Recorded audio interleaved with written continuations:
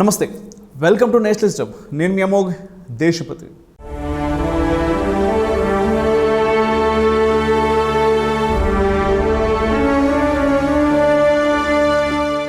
రక్షణ రంగంలో ఆత్మనిర్భర్ భారత్గా ఎదిగే ప్రక్రియకు బాటలు పడ్డాయి.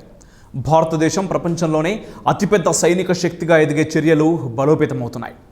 విజయదశమి పర్వదినం రోజున రక్షణ రంగంలో నూతన శకానికి నాంది పలికారు ప్రధాని Narendra Modi.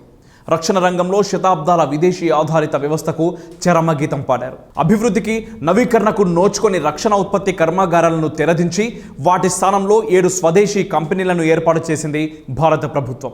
మునిషన్స్ India limited, armoured vehicles Nigam limited, advanced weapons and equipment India limited, troop comforts limited, Yantra India limited, India Optel limited, gliders India limited ప్రస్తుతం ఉన్న ఆర్డినెన్స్ ఫ్యాక్టరీ బోర్డును పునర్వ్యవస్థీకరించి దాని స్థానంలో ఏర్పాటు చేసిన 7 కంపెనీలను జాతికి అంకితం చేశారు ప్రధాని మోదీ. ఈ కార్యక్రమంలో భారత జాతీయ భద్రతా సలహాదారు Ajit Doval, air chief marshal VR చౌదరితో పాటు రక్షణ శాఖ కార్యదర్శి డాక్టర్ అజయ్ కుమార్, కార్యదర్శులు రాజ్ కుమార్, బి ఆనంద్, రక్షణ సేవల ఆర్థిక సలహాదారు సంజీవ్ మిట్టల్ మరియు రక్షణ మంత్రిత్వ శాఖలోని ఇతర సీనియర్ అధికారులు, రక్షణ పరిశ్రమ సంఘాల ప్రతినిధులు పాల్గొన్నారు. ఈ సందర్భంగా మాట్లాడిన ప్రధాని, ఈ 7 కంపెనీల ద్వారా రాబోయే రోజుల్లో భారత సైనిక శక్తి మరింత బలోపేతమవుతుందని అన్నారు. భారత్ను ప్రపంచంలోని అతిపెద్ద సైనిక శక్తిగా తీర్చిదిద్దడమే ఈ కంపెనీల ఏర్పాటు వెనుకనున్న ప్రధాన లక్ష్యమని తెలిపారు. ఇకపై భారత రక్షణ రంగం మునిపెన్నడూ లేనంతగా పారదర్శకత, విశ్వాసం, సాంకేతికత ఆధారిత విధానాలతో పరిపుష్టమవుతుందని అన్నారు. స్వాతంత్రం వచ్చిన తర్వాత మొట్టమొదటిసారిగా పెద్ద సంస్కరణలు జరుగుతున్నాయన్నారు. గత 15-20 ఏళ్లుగా ఓఎఫ్బి సంస్కరణలు పెండింగ్లో ఉన్నాయని అన్నారు మోదీ. దశాబ్దాలుగా నిలిచిపోయిన పనులు పూర్తవుతున్నాయని తెలిపారు. కొత్త భవిష్యత్తు కోసం భారత్ సరికొత్త తీర్మానాలు చేస్తోందని అన్నారు. అభివృద్ధి, బ్రాండ్ విలువ కోసం పరిశోధన, ఆవిష్కరణల ఆవశ్యకతను నొక్కి చెప్పిన ప్రధాని 7 కొత్త కంపెనీలు ఆ దిశగా విజయవంతం కావాలని ఆకాంక్షించారు. అన్ని కంపెనీలకు మెరుగైన ఉత్పత్తి వాతావరణాన్ని అందించడంతో పాటు ప్రభుత్వం పూర్తి క్రియాత్మక స్వయం ప్రతిపత్తిని కల్పించిందని ప్రధాని తెలిపారు. ఈ ఫ్యాక్టరీల కార్మికుల ప్రయోజనాలు పూర్తిగా రక్షించబడుతున్నాయని కూడా ప్రధాని హామీ ఇచ్చారు. కొత్త కంపెనీల ఏర్పాటు సందర్భంగా రక్షణ మంత్రి రాజ్నాథ్ సింగ్ కూడా మాట్లాడారు. 200 ఏళ్ల పురాతన ఓఎఫ్బిని 7 రక్షణ కంపెనీలుగా మార్చే నిర్ణయం చారిత్రాత్మకమైనదిగా అభివర్ణించారు. ఈ చర్య ప్రభుత్వ ఆత్మనిర్భర్ భారత్ సంకల్పాన్ని ప్రతిబింబిస్తుందని అన్నారు. ఈ నిర్ణయం కొత్త కంపెనీలకు సరికొత్త జవసత్వాలను అందిస్తుందని తెలిపారు. 41 కర్మాగారాలు ఒకే గొడుగు కిందకు తీసుకురావడం వల్ల పనితీరులో జవాబుదారీతనం, సామర్థ్యం పెరుగుతుందని అన్నారు.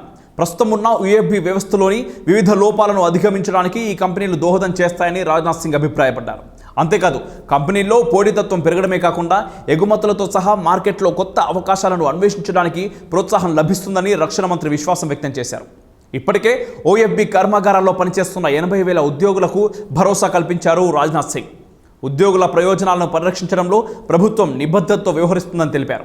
ఓఎఫ్బిలో ఏబిసి గ్రూపులుగా పనిచేస్తున్న ఉద్యోగులంతా డీమ్డ్ డిప్యుటేషన్పై 2 ఏళ్ల పాటు కార్పొరేట్ సంస్థలకు బదిలీ చేయబడతారన్నారు రాజ్నాథ్ సింగ్. అయినప్పటికీ కేంద్ర ప్రభుత్వ ఉద్యోగులుగా వారి సర్వీస్ కండిషన్లలో ఎలాంటి మార్పులు ఉండవని స్పష్టం చేశారు.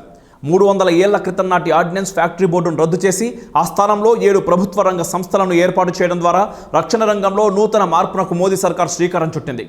ఈ నిర్ణయంతో ఓఎఫ్బితో పాటు దాని నేతృత్వంలోని 41 ఆర్డినెన్స్ ఫ్యాక్టరీలు కొత్త సంస్థలకు బదిలీ చేయబడ్డాయి. అక్టోబర్ 1 నుంచే కొత్త కంపెనీలు పనిచేయడం ప్రారంభించాయి. గన్ పౌడర్ ఉత్పత్తి కోసం 1712లో డచ్ మిలిటరీ కలకత్తాలో తొలి రక్షణ ఉత్పత్తి కర్మాగారాన్ని ప్రారంభించింది. బ్రిటిష్ వలస పాలకులు కూడా అదే తీరును కొనసాగిస్తూ వచ్చారు. దేశానికి స్వాతంత్రం వచ్చిన తర్వాత కూడా ఆర్డినెన్స్ ఫ్యాక్టరీలే రక్షణ రంగ ఉత్పత్తులు తయారు చేస్తున్నాయి. అయితే కాలానుగుణంగా మార్పులకు నోచుకోకపోవడంతో ఆధునిక ఉత్పత్తుల విషయంలో ప్రపంచ దేశాలతో పోలిస్తే మనం వెనకబడ్డాం. ఇప్పుడు 7 కొత్త కంపెనీల ఏర్పాటు ద్వారా ఆ లోటు భర్తీ కానుంది. కొత్త కంపెనీల ద్వారా రక్షణ రంగం ఉత్పత్తుల్లో స్వదేశీ నైపుణ్యాన్ని పెంచడమే కాదు, భారతీయ రక్షణ ఉత్పత్తులకు గ్లోబల్ బ్రాండ్ ఇమేజ్ తీసుకురావాలని ప్రధాని మోదీ సంకల్పించారు.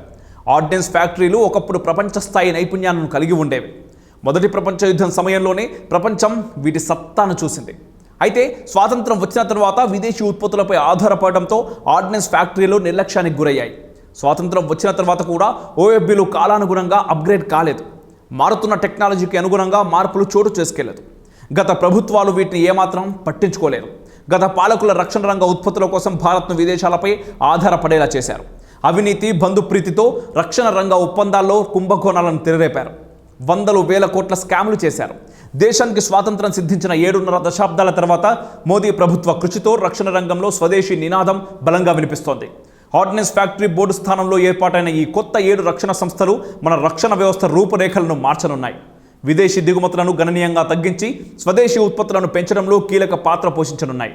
ఇప్పటికే 65,000 కోట్లకు పైగా ఆర్డర్లను సొంతం చేసుకోవడం కొత్త కంపెనీలపై దేశానికి ఉన్న విశ్వాసాన్ని ప్రతిబింబిస్తోంది.